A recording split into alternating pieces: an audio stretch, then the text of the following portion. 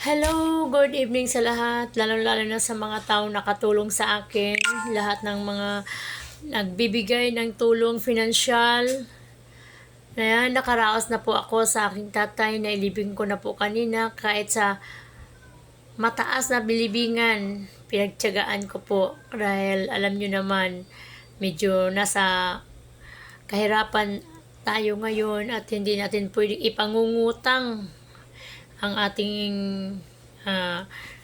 obligasyon kasi dagdag na naman ng obligasyon. Kaya mga kapaksiw, mga kapitbahay, mga kaibigan, mga kapatid, mga apos, mga pamangkin, lahat po, mga kapitbahay ko, salamat ng marami sa inyo.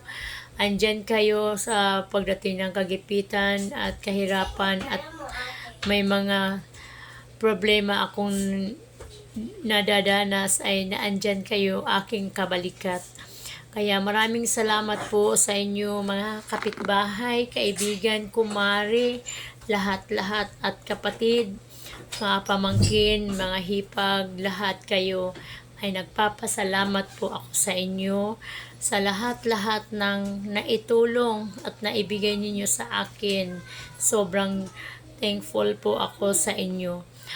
At magpapasalamat din ako sa isa kong tagapagtanggol na walang kasawang-sawang ipinagtanggol ang lahat, lalo-lalo na sa kahirapan or sa ganitong sitwasyon ay naandyan siya, lagi nakaalalay sa akin, William Boyno.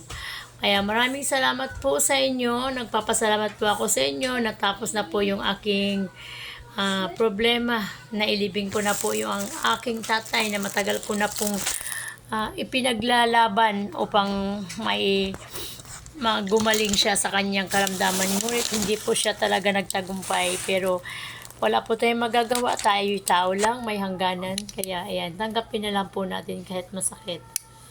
Kaya magandang gabi po sa inyo ulit at God bless us po.